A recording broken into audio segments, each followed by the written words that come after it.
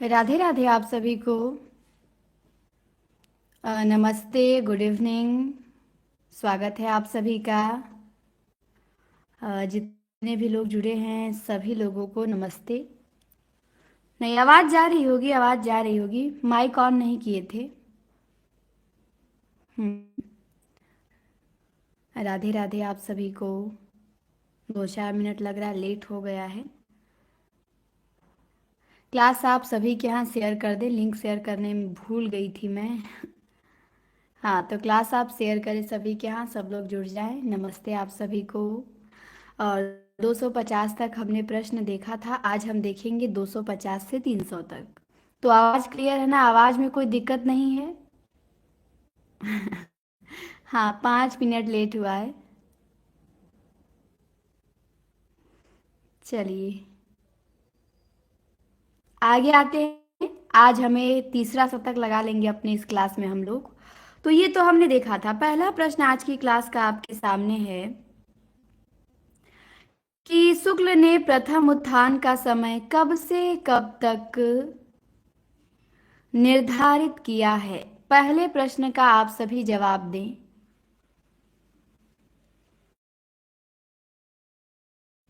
चलिए जवाब दीजिए। जवाब आया है सी ऑप्शन कि शुक्ल जी ने प्रथम उत्थान का समय माना है 868 से 1868 से 1893।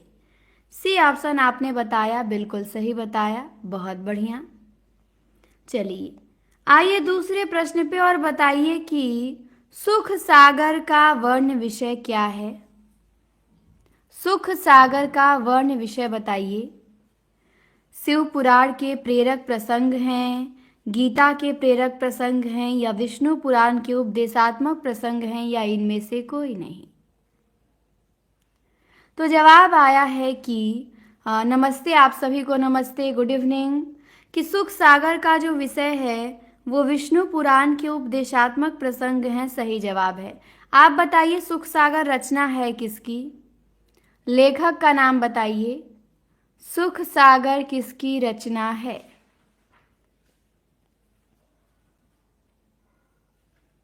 जवाब दीजिए। जवाब आया है कि सुख सागर जो है वो सदा सुखलाल का है। एकदम सही जवाब है, सदा सुखलाल। इन्होंने ही लिखा है सुख सागर। आते हैं तीसरे प्रश्न पे। तीसरा में आपको बताना है कि इनमें से कौन सी रचना अपभ्रंश प्रभावित हिंदी रचना है। 53 का जवाब दें। गुड इवनिंग आप सभी को। चलिए 53 का जवाब दीजिए।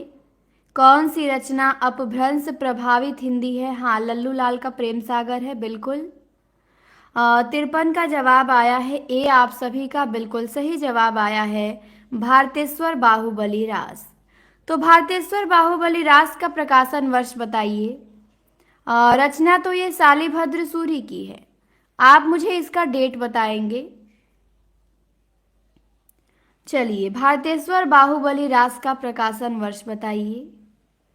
राधे राधे आप सभी को। सरोज जी सभी को नमस्ते। जवाब आया 1184, बिल्कुल सही जवाब है 1184 ईस्वी। चंदनबाला रास तो आसगू की है। नेमीनाथ रास सुमतिगढ़ की है। आप मुझे बताएंगे वसंत विलास के संपादक कौन हैं? चलिए, इसके लेखक तो नहीं मिलते हैं लेकिन इसके संपादक का नाम परीक्षा में पूछा गया है। तो आप मुझे बताएंगे वसंत विलास के संपादक। अज्ञात कवि लेखक हैं।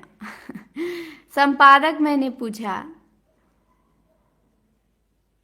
चलिए संपादक बताइए कि संपादक भी अज्ञात हैं।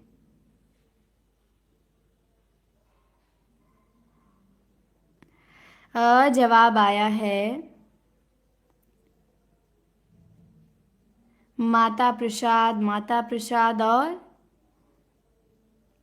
सभी लोग जवाब दीजिए। अगर चंद नाहटा तो उसके हैं ना, बिसलदेव रासो के। हाँ, जवाब आया है लाला केशव हर्षाद राय करके कुछ नाम है। ठीक। हाँ, केशवलाल हरषाद राय बिल्कुल यही हैं जो आप लोगों ने नाम बताया। नहीं, अगरचंद नाहटा और माता प्रसाद गुप्त वो तो विशलदेव रासो के संपादक हैं।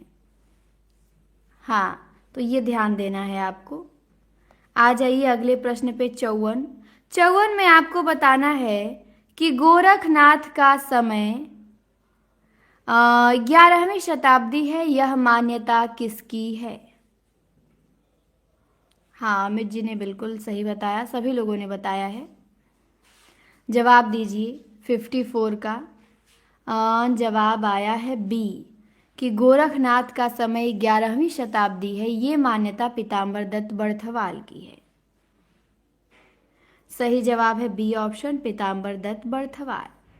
आपको मुझे बताना है कि गोरखनाथ का समय 9वीं शताब्दी कौन मानता है? ये प्रश्न आया था एक दिन। देखिए प्रमोद जी ने बता ही दिया, वेरी गुड। 9वीं शताब्दी मानते हैं हजारी।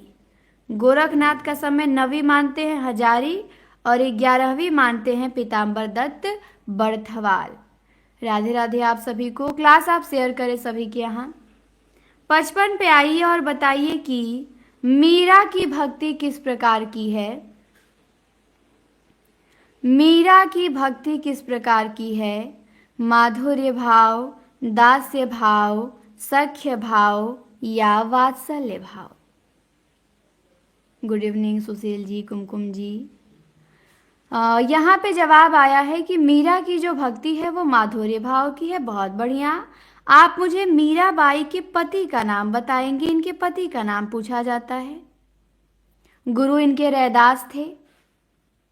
इनके पति का नाम बताएंगे। मीराबाई के पति का नाम क्या था? जवाब आया है राफा सांगा। राणा सांगा नहीं उमेश जी, राणा सांगा पति नहीं थे। कांता जी नमस्ते।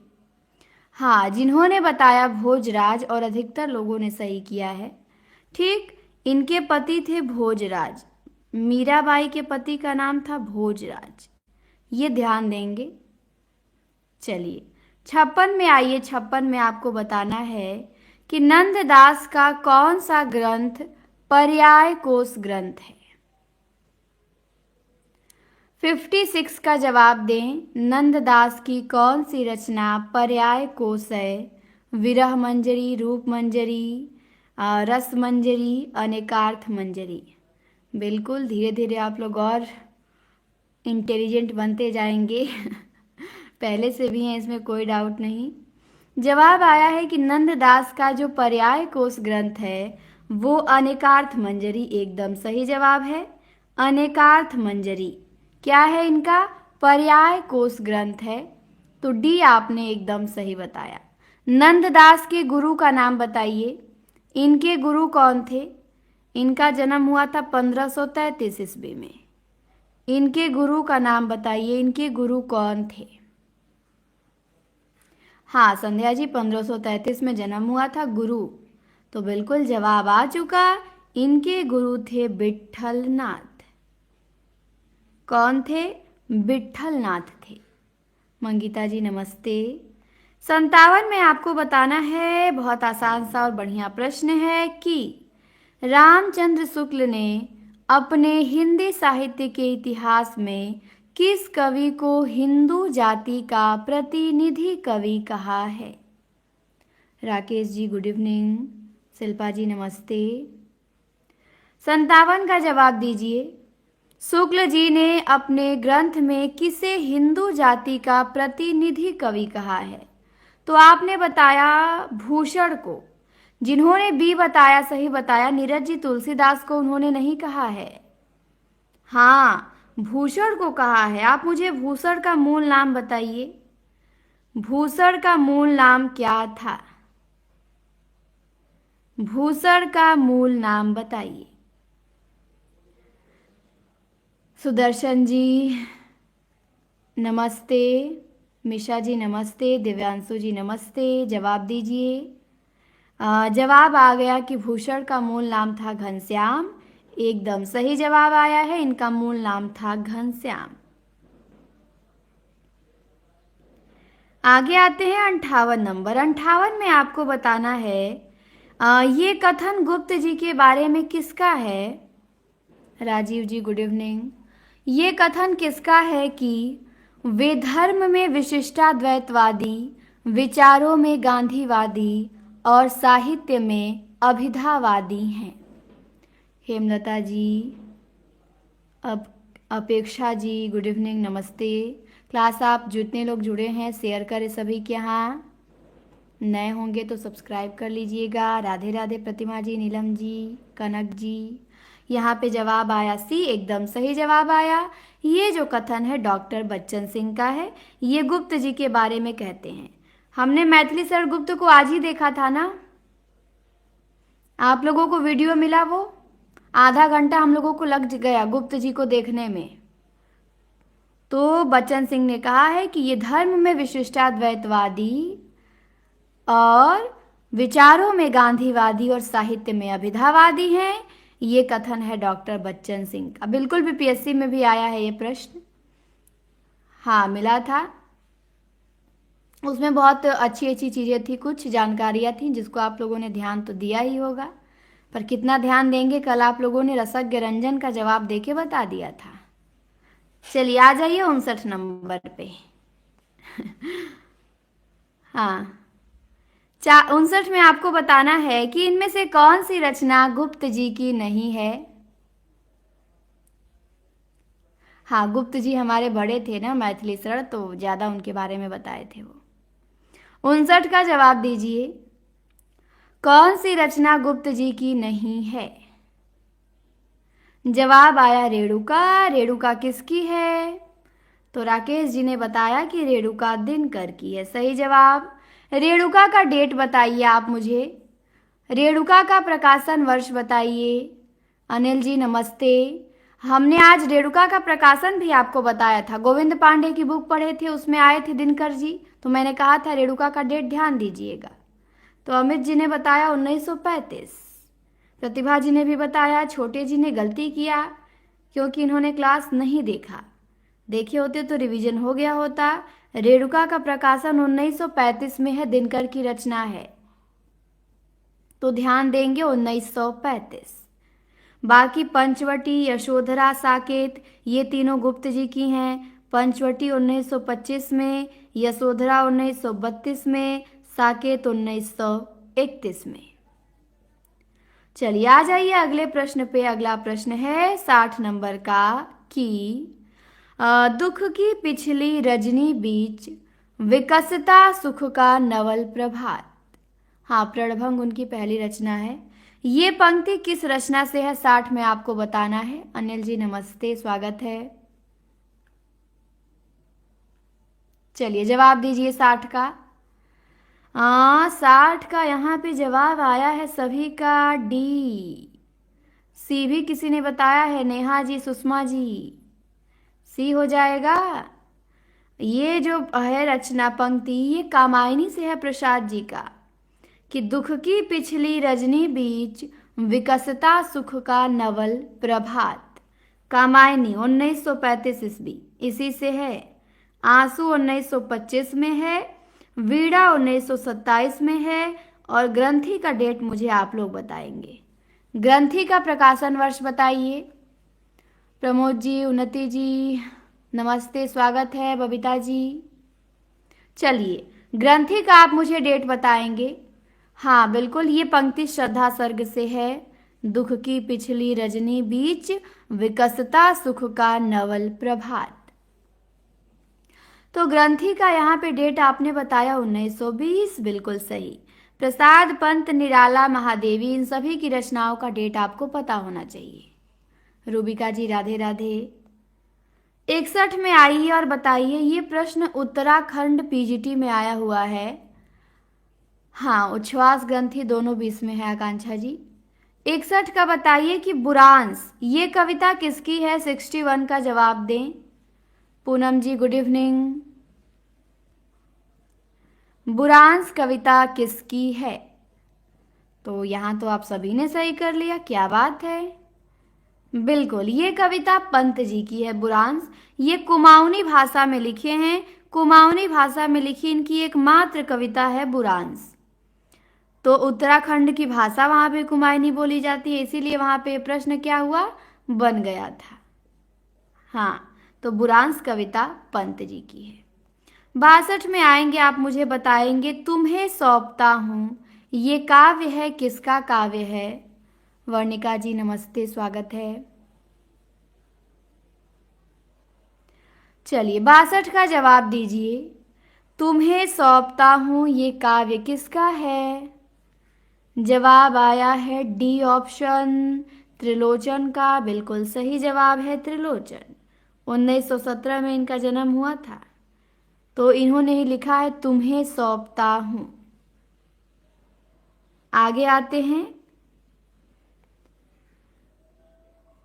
अच्छा, आप मुझे बताएंगे कि त्रिलोचन को अवध का किसान कवि किसने कहा है। ये भी आज बताए थे ना गोविंद पांडे वाली क्लास में आप लोगों को। त्रिलोचन को किसी ने अवध का किसान कवि कहा है, आप बताएंगे किसने कहा है। हाँ प्रिया जी, आप भी आ गई, स्वागत है आपका भी। तो सोनम जी ने बताया सबसे पहले कि मुक्ति बोध। बिल्कुल सही जवाब। नहीं नागार्जुन, नहीं मंगिता जी, मुक्ति बोध ने कहा है। त्रिलोचन को अवध का किसान कवि मुक्ति बोध ने कहा है। आ जाइए 63 और बता दीजिए कि त्रिलोचन शास्त्री की कविताएं हिंदी के अतिरिक्त अन्य किस उपभाषा में हैं। संगीत जी राधे कृष्णा। चलिए जवाब दीजिए 63 का। बहुत बढ़िया सा प्रश्न है। 63 का जवाब आया बी सी। बी और सी में कंफ्यूज है हाँ आप लोग, पर अधिक संख्या सी वालों की है और सी ही यहाँ पे सही है। ठीक, त्रिलोचन की जो कविता है मैथिली में तो वो लिखे ही नहीं है, तो मैथिली तो होगा नहीं।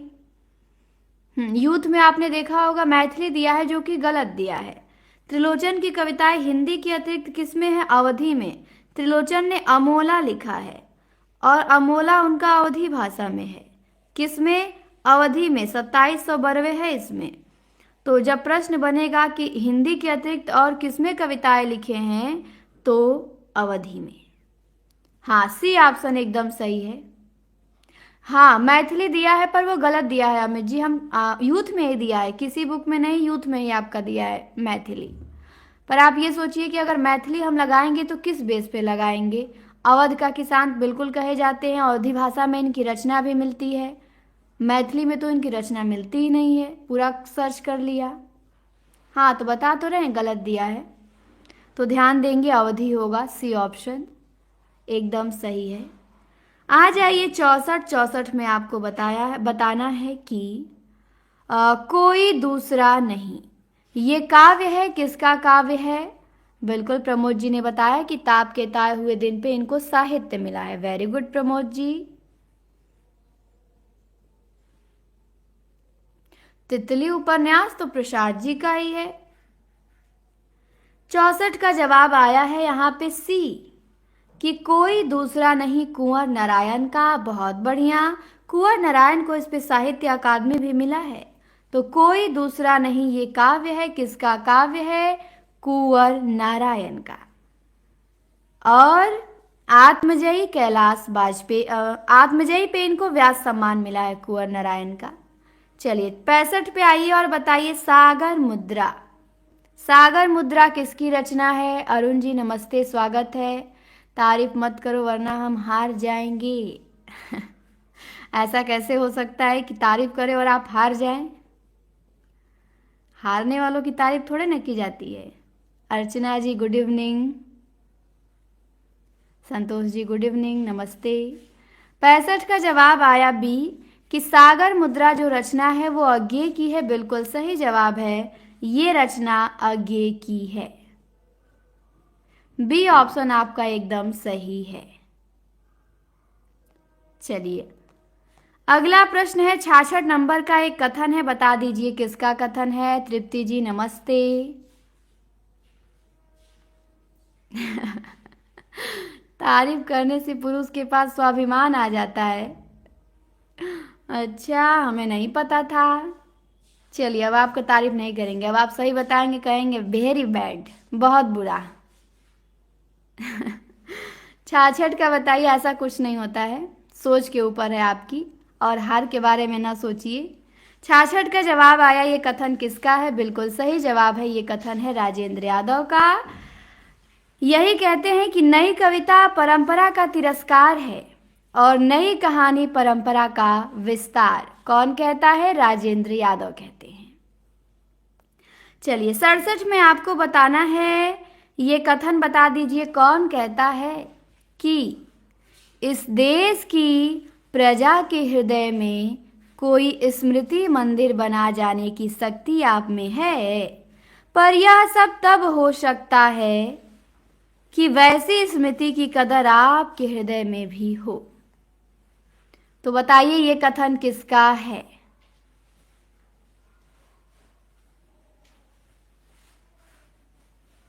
चलिए जवाब दीजिए। अच्छा कंचन जी, धन्यवाद। चलिए 67 का जवाब आया बाल मुकुंद गुप्त, बिल्कुल सही जवाब आया है बाल मुकुंद गुप्त। ये कथन बाल मुकुंद गुप्त का है, एकदम सही। किस निबंध से है ये भी बता दीजिए, बाल मुकुंद गुप्त के किस निबंध से है? जवाब दीजिए।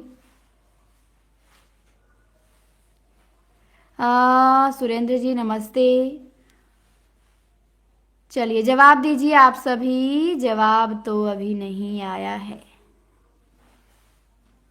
जवाब आया चिट्ठा। दो निबंध थे, शिव शंभू के चिट्ठे और खत और चिट्ठे। तो कौन सा चिट्ठा? बिल्कुल शिव शंभू के चिट्ठे से है। हाँ, ये प्रश्न परीक्षा में बना हुआ है। रचना जी गुड इवनिंग। आ जाइए, अगला प्रश्न है 68 नंबर का। ये प्रश्न आप लोगों के लिए नया होगा, तो ये बताएंगे ये किसका है। और ये बता देती हूँ, नया नहीं है, मतलब प्रीवियस ईयर में बीपीएससी में 2023 में पीजीटी में आया है ये प्रश्न। तो ये आप लोगों को पता होना चाहिए, क्योंकि ये कहीं भी आने वाली परीक्षाओं में पूछा जा सकता है, क्योंकि बिहार यहाँ पे पूछ लिया है। तो देखते हैं इसे आप लोग सही करते हैं कि नहीं। संगीता जी नमस्ते, स्वागत है। तो 67 का जवाब दीजिए। कथन बहुत अच्छा है कि प्रसाद के नाटकों का शरीर जहाँ पूर्ण साहित्यिक है, वहाँ उनका मन अनिवार्यतः ऐतिहासिक है, और उनकी आत्मा ये तो शुद्ध साहित्यिक है। तो यहाँ पे ए बी सी में आप लोग युद्ध कर रहे हैं, देखा जाए किसका सही होता है। कंचन जी नमस्ते।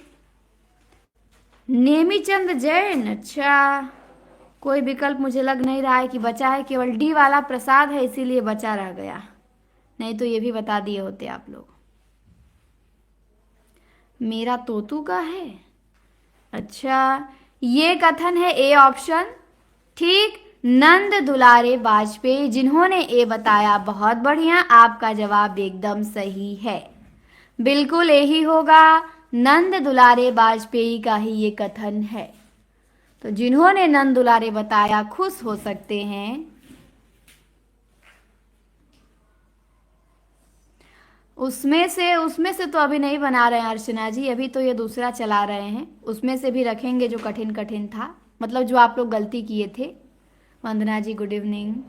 हाँ, जिनका सही उनको बधाई, आपने सही कर लिया। चलिए 69 पे आइए और बताइए कि घासी राम कोतवाल नाटक किसका है? घासी राम कोतवाल ये नाटक है, बता दीजिए किसका नाटक है 69 का। तो ये तो आसान सा प्रश्न है। जवाब आया कि विजय तेंदुलकर, बिल्कुल सही जवाब है, विजय तेंदुलकर ने लिखा है घासी राम कोतवाल। 70 में आइए और बता दीजिए, ये भी नया प्रश्न है और विकल्प देख के आप लोग पता लगा लीजिए। ये भी बिहार में आया हुआ है। पूनम जी राधे राधे। इतनी देरी, मेड़ तोड़ दी, ये एकांकी किसकी है? 69 का जवाब दे, बीपीएससी का प्रश्न है। यहाँ पे जवाब आया सी ए, अच्छा ए सी में कंफ्यूज है आप लोग। कंचन कुमारी जी ने बी भी बता दिया।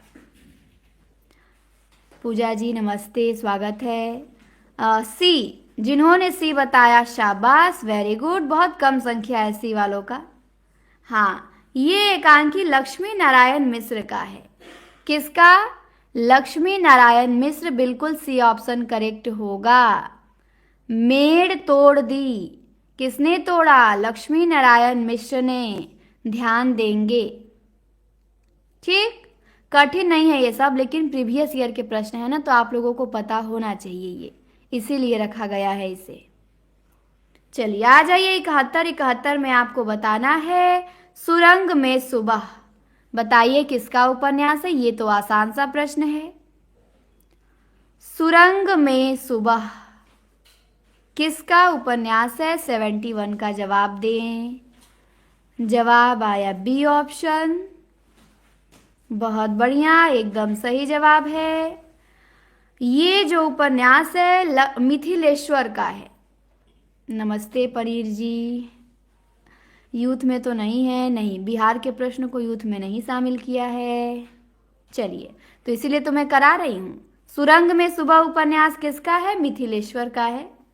आ जाइए 72 में, बताइए। ये बड़ा शानदार सा प्रश्न है, ये आपका केवीएस में शायद आया हुआ है कि प्रेमचंद का एक सशक्त उपन्यास है गोदान, और आपको बताना है कि गोदान कैसा उपन्यास है। राजनैतिक है, धार्मिक है, सामाजिक है या ऐतिहासिक है? ये ऐसे प्रश्न बनेंगे आपकी परीक्षाओं में। गोदान कैसा है? राजनीतिक वाले राजनीतिक उपन्यास है गोदान। हाँ, जिन्होंने बताया सामाजिक, बिल्कुल सही बताया। गोदान उपन्यास सामाजिक है। कैसा उपन्यास है? सामाजिक है, 1936 में आता है। होरी धनिया सब इसके पात्र हैं। चलिए 73 में आइए और आपको बताना है, ये कथन है कि शुक्ल जी का यह कथन किसके बारे में है? जवाब दीजिए। कि उन्होंने सामान्य हृदय तत्व की सृष्टि व्यापिनी भावना द्वारा मनुष्य और पशु पक्षी सबको एक जीवन सूत्र में बद्ध देखा है। तो ये कथन शुक्ल जी ने किसके लिए कहा है? जवाब आया जायसी के लिए। अच्छा, बिल्कुल सही जवाब है। ये कथन शुक्ल जी ने जायसी के लिए कहा। आप मुझे जायसी के पिता का नाम बताएंगे, इनके पिता का नाम क्या था? जवाब दीजिए। मलिक मोहम्मद जायसी के पिता का नाम क्या था? 1500 ईस्वी के आसपास इनका जन्म हुआ था। ये कथन शुक्ल जी ने इन्हीं के लिए कहा है। चलिए बताइए। मलिक शेख मुंसफी, मलिक शेख मुंसफी। चलिए, और शेख ममरेज और मुंसिफ ममरेज। आप लोग तो अपने में युद्ध करने लगे। ममरेज, मोमरेज, मुंसिफ। हाँ, जिन्होंने ममरेज बताया, वेरी गुड। मलिक शेख मुंसफी तो जायसी का ही नाम था। हाँ, मलिक शेख ममरेज, जायसी के पिता ममरेज थे। यही नहीं पता आप लोगों को? कौन थे? इनके पिता ममरेज थे। बस ममरेज याद कर लीजिए। क्या याद करना? मलिक शेख मुंसफी, और गुरु इनके शेख मोहिदी थे। तो ये सब चीज़ें आपको याद होनी चाहिए, कंफ्यूज न करें आप। चलिए आगे आइए 74 में, बताइए कि कबीर के बीजक के ऊपर त्रिज्या नाम से टीका लिखी गई, और ये टीका किसने लिखा है? 74 का जवाब दीजिए। 74 का जवाब आया बी, कि कबीर के बीजक के ऊपर त्रिज्या नामक टीका लिखा है पूरनदास ने। बिल्कुल सही जवाब है, पूरनदास ने लिखा है। आ जाइए 75 में और बता दीजिए आत्मबोध, ये रचना किसकी है? जितने लोग जुड़े हैं वो अपनी उंगलियों से क्लास को लाइक करने का कष्ट कीजिए, ठीक, और शेयर कीजिए सभी के यहाँ। किसका डेट अमित जी? 75 का जवाब है आत्मबोध किसकी रचना है? जवाब आया गोरखनाथ की। बिल्कुल सही जवाब है गोरखनाथ की। आपको मुझे बताना है गोरखनाथ की सबसे प्रामाणिक रचना कौन सी है? गोरखनाथ मैं आप लोगों को पढ़ा चुकी हूँ बच्चन सिंह की बुक में और बताई थी उनकी प्रामाणिक रचना। तो जवाब दीजिए। मुझे करिए या ना करिए, क्लास को कर दीजिए। देखते हैं जवाब क्या आता है। गोरखनाथ की सबसे प्रामाणिक रचना कौन सी है? कुमुद जी। कुमुद जी ने क्लास नहीं देखा है, बाकी तो सब लोग देख लिए हैं। हाँ, इनकी प्रामाणिक रचना है सबदी। बच्चन सिंह बताए हैं गोरखनाथ की प्रामाणिक रचना कौन सी है, तो सबदी है। अच्छा, एक प्रश्न था, सर मैराथन क्लास लिए थे तो किसी ने पूछा था कि आधुनिक काल में गृहस्थ जीवन के चितेरे कवि, यही प्रश्न था ना? तो हरिऔध बताया गया था उस दिन क्लास में, याद है आप लोगों को? तो उसका आज क्लियर हुआ, वो हरिऔध नहीं मैथिली शरण गुप्त होंगे। ठीक नहीं, हरिऔध नहीं होंगे, गुप्त जी हैं, मैथिली शरण गुप्त हैं। हाँ, आज हमने पढ़ा तो मैंने बताया भी, देखिए मिल जाता है। जो डाउट आपको होंगे वो सब पढ़ते पढ़ते क्लियर हो जाएंगे क्लास में ही, आप लगातार जुड़े हैं तो। लेकिन एक दो दिन अगर भागते रहेंगे तो आपको हर जगह डाउट ही होगा। शिवानी जी गुड इवनिंग, तन्मय जी नमस्ते, स्वागत है। हाँ बिल्कुल गुप्त जी सही है, मैंने कहा था कि देख के बताया जाएगा और मिल गया आज तो बता भी दिया गया। चलिए आगे आते हैं। 76 में आपको बताना है कि लोक नियम की अवहेलना में कौन सा दोष होता है? 76 का जवाब दीजिए। रागिनी जी नमस्ते, कहाँ भटक रही थी आप? 8:36 हो गया। 76 का जवाब दें आप सभी लोग। लोक नियम की अवहेलना में कौन सा काव्य दोष होता है? यहाँ पे सभी का जवाब आया है बी। बी कैसे हो जाएगा? बी तो जब होता है ना, जब व्याकरण विरुद्ध दोष हो, मतलब व्याकरण की अवहेलना की जाए, व्याकरण में त्रुटि हो, तब होता है च्युत संस्कृति दोष। यहाँ पे लोक नियम की अवहेलना की बात की गई है, तो फिर कैसे हो जाएगा? ये ए होगा ना? हाँ ए होगा। देखती हूं ऊपर किसी ने ए बताया है कि नहीं। नहीं तो बाद में आप लोग कहेंगे कि हम ए बताए थे। अभी मैं जा रही हूं ऊपर देखने।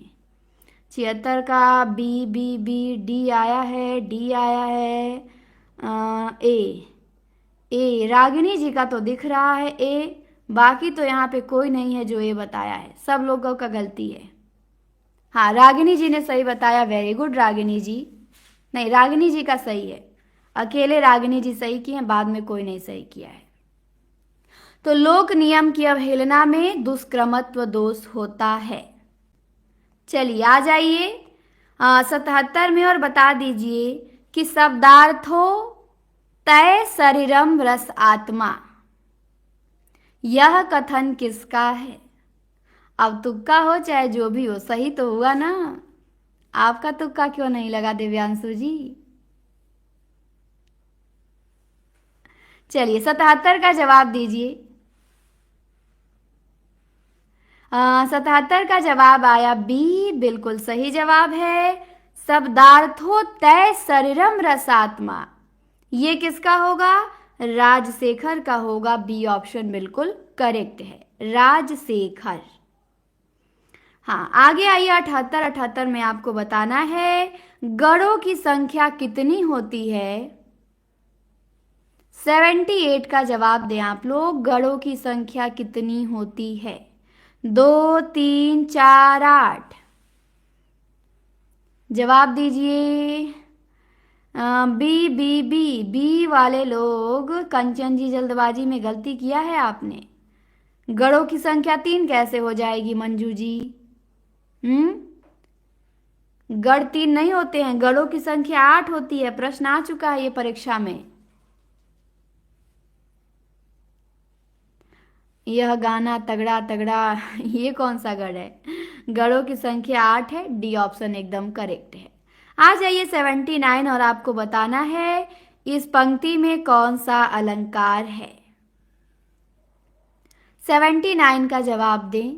सारी बिच नारी है कि नारी बिच सारी है, कि सारी ही की नारी है, कि नारी ही की सारी है। इस पंक्ति में कौन सा अलंकार है? हाँ यह माता राज भानस लगा। 79 का जवाब आया डी। सी कैसे हो जाएगा, बिल्कुल डी है, ये तो आप लोग पढ़े होंगे 10 से 11 में ही। पेपर भेज दिया जाएगा राकेश जी, भेज दिया जाएगा। शेयर नहीं करूंगी, कंपटीशन बढ़ाती हैं, केवल अपना भला सोचेंगी।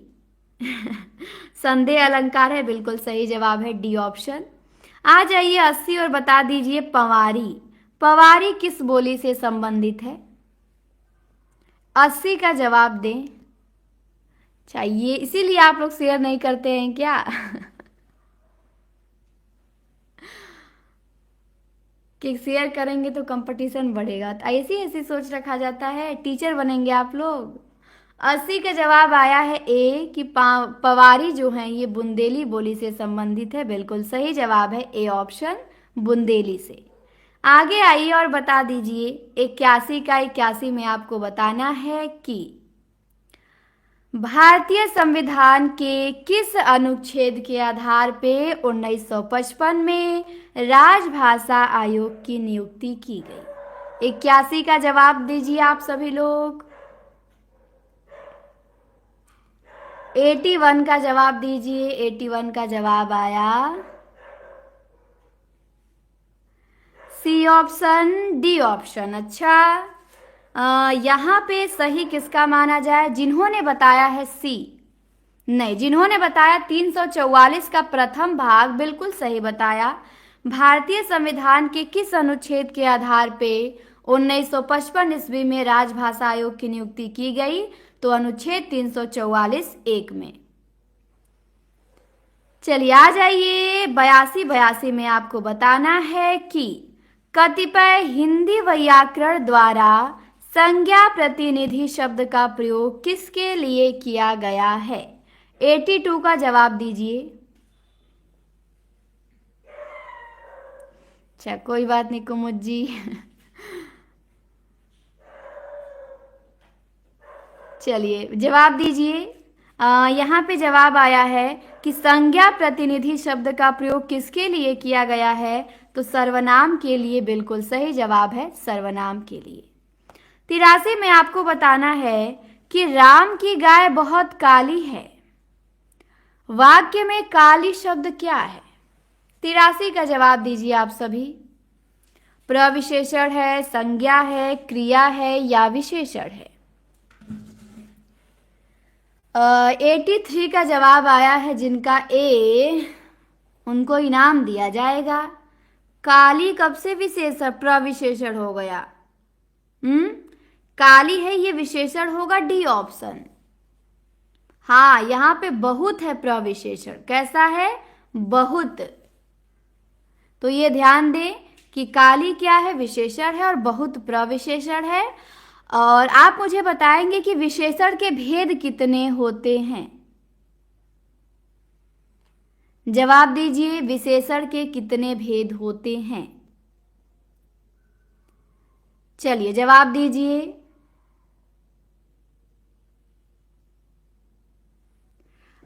जवाब आया है 4, बिल्कुल सही जवाब है राकेश जी। 2 नहीं होते हैं, विशेषण के 4 भेद होते हैं। जब प्रयोग के अनुसार पूछे तब बताएंगे 2 भेद, तो ध्यान देंगे 2। चलिए आ जाइए 84 में आपको बताना है कि इनमें से शुद्ध शब्द कौन सा है? हाँ, रीतिवाचक, कालवाचक, स्थानवाचक, परिमाणवाचक। 84 का बताइए, इनमें से शुद्ध शब्द कौन सा है? प्रदर्शनी है, प्रदर्शिनी है, प्रदर्शनी है, सब तो एक ही है, बता दीजिए। लिखने में कौन सा सही है? जवाब आया बी, वेरी गुड। हाँ, बी ऑप्शन है, प्रदर्शनी होता है, प्रदर्शिनी नहीं होता है, प्रदर्शनी। तो बी हमारा एकदम सही है। 85 में आइए और बताना है आपको इत्यलम में कौन सी संधि है? इत्यलम में संधि बताइए। यड़ है, अयादि है, गुड़ है या दीर्घ है? 85 का जवाब आया कि इत्यलम में यड़ संधि है, बिल्कुल सही जवाब है। इत्यलम में यड़ संधि है। इत्यलम का संधि विच्छेद कीजिए, विग्रह कीजिए, क्या होगा? इत्यलम आगे जी की रचना भी है, 4 खंड हैं उसके। हाँ, संधि विच्छेद कीजिए इत्यलम का। हाँ, सुशील जी ने सबसे पहले किया, वेरी गुड। इति प्लस अलम, इत्यलम का संधि विच्छेद हो जाएगा इति प्लस अलम। 86 में आइए। 86 में आपको बताना है विष्णवे। विष्णवे का संधि विच्छेद आपको करना है। टीजीटी 21 में 4 प्रश्न आए थे संधि विच्छेद, संधि से केवल 3 से 4 प्रश्न। 2 तो आसान थे, 2 घुमावदार थे थोड़ा। 86 का जवाब दें। विष्णवे का संधि विच्छेद क्या होगा? जवाब आया है विष्णु प्लस ए। नहीं, विष्णु प्लस ए नहीं होगा, ये गलत है। विष्णु प्लस ए विष्णवे, बी ऑप्शन हमारा एकदम करेक्ट है। जिन्होंने बी बताया बिल्कुल सही बताया। 87 पे आइए और आपको बताना है कि जगत शब्द का चतुर्थी एक वचन रूप क्या होगा।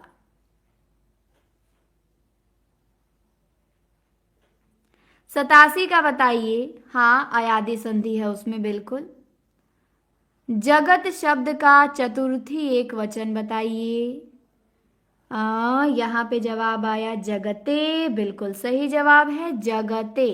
शब्द रूप धातु रूप आप लोग पढ़ रहे हैं कि नहीं पढ़ रहे हैं? आसान कठिन सब तैयार करते रहिएगा, ठीक? ये नहीं कि पता चले सब कुछ पढ़ लिया, धातु रूप गलती करके आ गए। चलिए 88 पे आइए। विसर्ग मात्रा सब ध्यान दे के पढ़िएगा। 88 में आपको बताना है कि उपन्यास और कहानी का मूल अंतर। उपन्यास और कहानी का मूल अंतर है, उसका क्या है? 88 का जवाब दीजिए। Soni ji good evening. 88 का जवाब दीजिए। उपन्यास और कहानी का मूल अंतर क्या है? आकार प्रकार है, विषय निरूपण है, घटना का चयन है, या पात्रों की विविधता है? तो आपने बताया बी कि उपन्यास और कहानी का जो मूल अंतर है वो विषय निरूपण है, बिल्कुल सही बताया। चलिए आ जाइए 89। मनीष जी नमस्ते। 89 में आपको बताना है ये पंक्ति किसकी है? गिरा हो जाती सनयन, नयन करते नीरव भाषण। प्रसाद की, पंत की, निराला की, महादेवी की? मनीष जी, दानिश जी नमस्ते। चलिए 89 का जवाब दीजिए आप सभी। 89 का जवाब आया बी, पंत की। बिल्कुल सही जवाब है पंत की, एकदम सही जवाब है बी ऑप्शन। आपको मुझे बताना है पंत की पहली कविता कौन सी थी और अंतिम कविता कौन सी थी? पंत की पहली और अंतिम कविता का नाम बताएंगे। जवाब दीजिए। बिल्कुल, वाणी मूक हो जाती है और आंखें बोलती हैं। तन्मय जी ने बताया कि पंत की पहली कविता है गिरजे का घंटा। प्रसाद, पंत, निराला इन सब की पहली और अंतिम कविता, पहला और अंतिम काव्य संग्रह आपको याद होना चाहिए। हाँ, गिरजे का घंटा है 1916 में, और अंतिम कविता भी आप लोगों ने बता दिया संक्रांति है। बहुत बढ़िया, संक्रांति। चलिए आ जाइए 90 पे। 90 में एक पंक्ति है, बता दीजिए ये पंक्ति किसकी है? कौन कहता है कि कविता करने की आदत नहीं, पर कह दूं वर्तमान समाज चल नहीं सकता और पूंजी से जुड़ा हृदय बदल नहीं सकता। व्याकरण की एमसीक्यू सर की क्लास से लगाएं, बहुत है। बिल्कुल अर्चना जी, बहुत है, उतना तैयार कर लीजिए। तैयार हो जाए तब ना, बहुत है। 90 का जवाब आया मुक्ति बोध, बिल्कुल सही जवाब है। ये पंक्ति हमारे मुक्ति बोध जी की है जो भयानक बातों के कवि हैं। आ जाइए 91। 91 में आपको बताना है भारतीय साहित्य की भूमिका। बता दीजिए इसके लेखक कौन है 91 का? भारतीय साहित्य की भूमिका किसने लिखा है? यहाँ पे जवाब आया सी और डी। मंजू जी ने डी बताया, बाकी सब लोग नहीं। मंजू जी ने सही बताया था, गलती नहीं बताया था, सबसे पहले सही बताई हैं वो। कुछ लोग हैं, ज्यादा पढ़ने से तो ज्यादा क्यों पढ़ते हैं। चलिए, भारतीय साहित्य की भूमिका किसकी रचना है? रामविलास शर्मा, एकदम सही जवाब है। हाँ, हिंदी साहित्य की भूमिका जब पूछेगा तब होगा हजारिका। भारतीय साहित्य की भूमिका है ना, तो ये रामविलास शर्मा का है। अंजू जी नमस्ते। आ जाइए 92 और 92 में आपको बताना है प्रगतिवाद। बहुत ये रचना पूछी गई है। प्रगतिवाद किसकी रचना है? 92 का जवाब दें। नामवर का। भारतीय नहीं देखा, देखना चाहिए ना आपको। नामवर सिंह का, मुक्तिबोध का, या शिवदान सिंह चौहान का, या नंद दुलारे वाजपेयी का? तो बिल्कुल यहाँ पे तो सभी ने सही बताया कि प्रगतिवाद जो रचना है वो शिवदान सिंह चौहान की है। और नामवर सिंह की क्या रचना है बता दीजिए, उनकी भी ऐसी मिलती जुलती रचना है। तो जवाब दीजिए नामवर की क्या है। प्रगतिवाद तो शिवदान सिंह चौहान का है। और टेलीग्राम से आप जुड़ जाइए, ऊपर लिंक है, कल पेपर भेजा जाएगा। ठीक, आज नहीं भेजा गया, कल भेजा जाएगा, या आज ही रात में भेज दिया जाएगा। तो जवाब आया कि नामवर सिंह का है छायावाद। क्या है? छायावाद है। और प्रगतिवाद किसका है? तो ये शिवदान सिंह चौहान का है। चलिए 93 पे आइए और बता दीजिए कि एक पंक्ति है, बता दीजिए किसकी पंक्ति है। मैम आप बताइए कि इतने पास आपकी किसकी रचना है? इतने पास तो मुझे लग रहा है शमशेर बहादुर सिंह की है। प्रमोद जी, आकाश जी नमस्ते, बहुत सवेरे सवेरे आ गए हैं आप। चलिए 93 का आप लोग जवाब दें, ये पंक्ति किसकी है? जिंदगी निष्क्रिय बन गई तलघर, अब तक क्या किया जीवन क्या जिया। जवाब आया है मुक्ति बोध, बिल्कुल सही जवाब आया है। ये पंक्ति है मुक्ति बोध की। बहुत बढ़िया। हाँ, आपको बताना है कि जीवन क्या जिया, ये आत्मकथा है किसी की। आत्मकथा बताइए किसकी है? जीवन क्या जिया। चलिए, ये पंक्ति तो मुक्तिबोध की है, आत्मकथा किसकी है? जवाब दीजिए।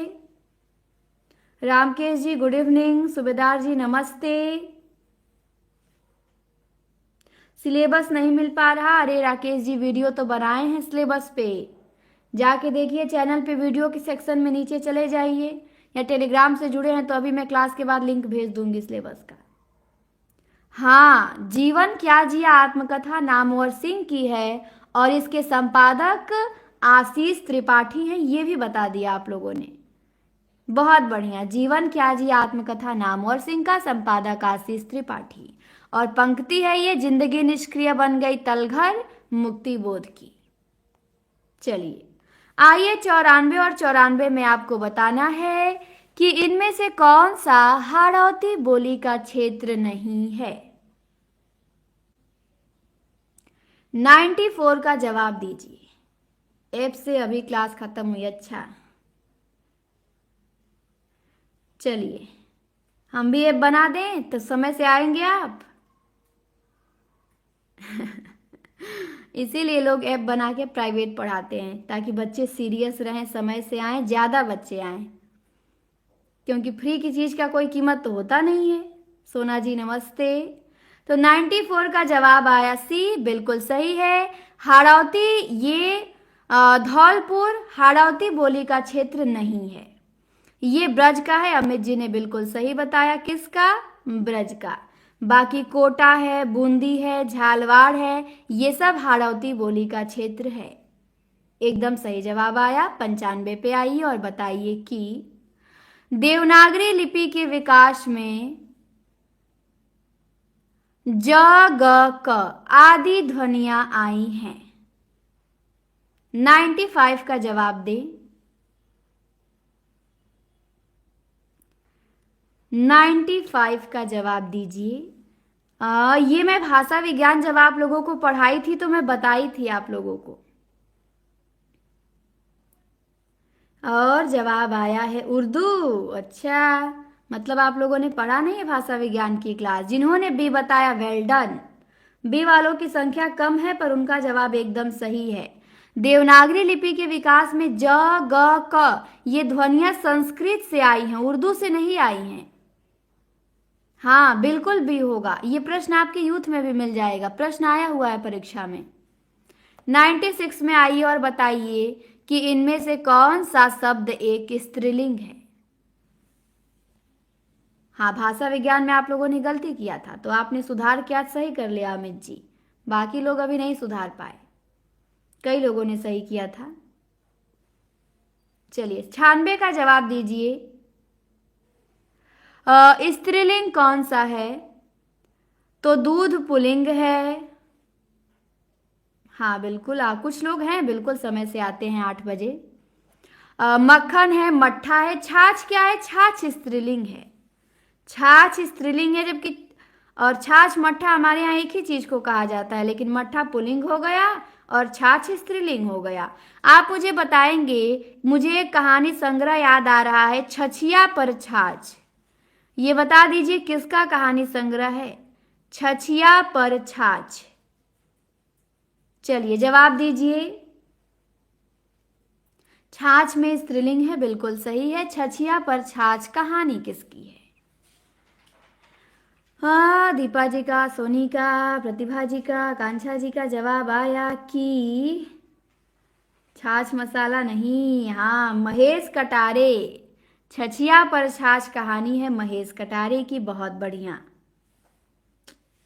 हाँ, पंक्ति भी है रस खान की, ताही अहिर की छोरिया छछिया पर छाछ नचावे, ऐसी कुछ पंक्ति है उनकी। हाँ, पहरुआ वाले महेश कटारे हैं। चलिए 97 में बताइए। 97 में आपको बताना है कि कौन सा तद्भव शब्द नहीं है। 97 का जवाब दें। तद्भव शब्द कौन सा नहीं है, मतलब इसमें से आपको बताना है तत्सम कौन सा है। प्रश्न ये पूछा है, एक दिन किसी ने प्रश्न भी ये क्लास में किया था। राजा, खेत, किसान, दाहिना, टीजीटी 21 में आया था। तो जवाब है कि राजा। बिल्कुल, राजा तद्भव नहीं है। राजा क्या है? राजा तत्सम है। राजा का तद्भव राय होता है।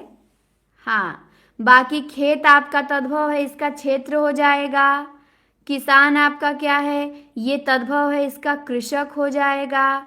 और दाहिना भी आपका क्या है? तद्भव है, इसका दक्षिण हो जाएगा, तत्सम। हाँ, आप मुझे बताएंगे किसान। किसान किसी की रचना है।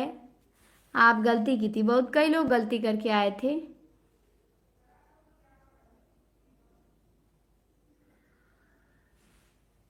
क्लास में कुछ ना बोलो वरना मैम क्वेश्चन बना देंगी। क्वेश्चन बना देंगे तो नुकसान कर देगा, ये तो अच्छी बात है। तो जवाब आया किसान रचना किसकी है? मैथिली शरण गुप्त की, बिल्कुल सही। डेट भी बता दिया 1917, शाबाश। किसान गुप्त जी की रचना है 1917 में। राजा से बता दीजिए, राजा नंगा है, किसी का नाटक है, राजा नंगा है।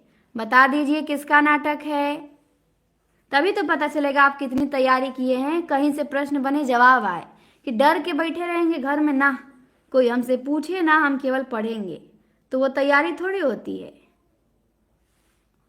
पाचन शक्ति मजबूत कीजिए अरुण जी, हाजमोला खाइए। चलिए, राजा नंगा है किसका नाटक है? जवाब आया रामेश्वर प्रेम का, वेरी गुड। हाँ, राजा नंगा है काफी चर्चित नाटक है रामेश्वर प्रेम का। आ जाइए 98। हाँ, लोमड़ वेश वाले।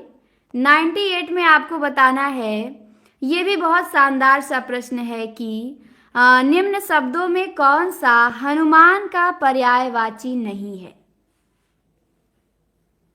भागना नहीं चाहिए प्रश्न पूछने से। आप लोग सोचते हैं बस जो विकल्प के साथ देखे मैम जी उसी को भगाती रहे एकदम, तो मतलब आप कोरम पूरा कर रहे हैं। आप क्लास केवल अपने आप को सांत्वना दे रहे हैं कि मैं क्लास में जुड़ा था, मैंने पढ़ा है। मन आपका कहीं और है, मन से जुड़े हैं तो हर प्रश्न का जवाब देने के लिए आपको तैयार होना चाहिए। कहीं से पूछिए मैम, आप हम बताने के लिए तैयार हैं। तो बिल्कुल हनुमान का पर्यायवाची राम भक्त नहीं है, पवन सूत है, बजरंग बली है, कपीश्वर है, लेकिन राम भक्त हनुमान का पर्याय नहीं है। इसे भी गलती कर सकते हैं। हाँ, आप मुझे बताएंगे जय हनुमान किसी का काव्य है, बता दीजिए किसका काव्य है। जय हनुमान पढ़े होंगे ना, तो किसका काव्य है। हाँ, राम भक्त कोई भी हो सकता है। आएगा लक्ष्य जी, आएगा, ऐसा है नहीं कि कुछ नहीं आएगा आपको। आपने बीएड किया, एमए किया, बीए किया, बिना कुछ आए? बस पढ़िए, मेहनत कीजिए, सब कुछ आएगा। तो देखिए यहाँ पे जवाब भी आने लगा। दीपा जी का सबसे पहले आया, और पनीर जी, अमित जी, तन्मय जी, आकांक्षा जी, सोनी, मनीष जी, प्रतिभा जी, सभी ने बताया। आज सरिता जी नहीं दिख रही हैं, मुझे ही कि आप सभी को भी नहीं दिख रही हैं।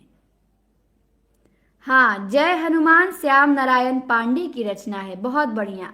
जय हनुमान तुमुल त्रेता के दो वीर।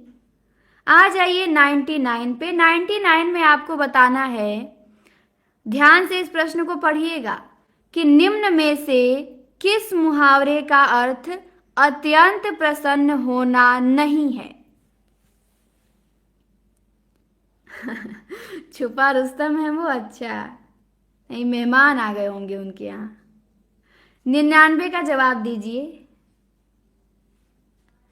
किस मुहावरे का अर्थ अत्यंत प्रसन्न होना नहीं है। जवाब आया है बी, बिल्कुल सही जवाब है। डी कैसे होगा दिव्यांशु जी, डी नहीं है। डी तो है, अत्यंत प्रसन्न होना मतलब फूले ना समाना, कहते हैं ना इतनी खुश है कि वो फूले नहीं समा रहा है। बाग बाग होना मतलब खुश होना, फूल कर कुप्पा होना मतलब एकदम खुशी से प्रसन्न है वो, लेकिन पेट फूलना मतलब प्रसन्न होना नहीं होता है। हाँ, तो बी ऑप्शन हमारा एकदम सही है। नरेश जी गुड इवनिंग। हाँ, पेट फूलना मतलब बिल्कुल कोई बात पचा ना पाना, सही बताया। तो बी हमारा आंसर एकदम राइट है। आ जाइए, तीसरा शतक हमने लगा लिया। अंडे का शहजादा मुहावरे का अर्थ क्या है। इस क्लास की भी मैंने प्लेलिस्ट बना दिया, जिन्होंने नहीं देखा होगा वो जाके देख सकते हैं। प्लेलिस्ट बनाया है मैंने क्लास का। अंडे का शहजादा मुहावरे का अर्थ क्या होगा। जवाब आया है डी, बिल्कुल सही जवाब आया है। कमजोर व्यक्ति तो होगा नहीं, चालाक भी नहीं होगा, अनुभवहीन व्यक्ति होगा। कहेंगे कि अंडे का शहजादा मतलब अनुभवहीन व्यक्ति, अभी उसे अनुभव नहीं है। चलिए, तो हमारे 300 प्रश्न पूरे हुए। अब आप लोगों को मिलेंगे, हाँ हम मिलेंगे कल। वीडियोस बाकी आपको दिन भर मिलती रहेंगी, छोटी छोटी, देखते रहिएगा और पढ़ते रहिए, अपना ध्यान रखते रहिए और प्रश्नों को तैयार करिए। अगली क्लास होगी सर की 10 बजे, आप सभी को आना है, न्योता दिया जा रहा है, सभी लोग समय से उपस्थित होंगे। हाँ, धन्यवाद, शुभ रात्रि।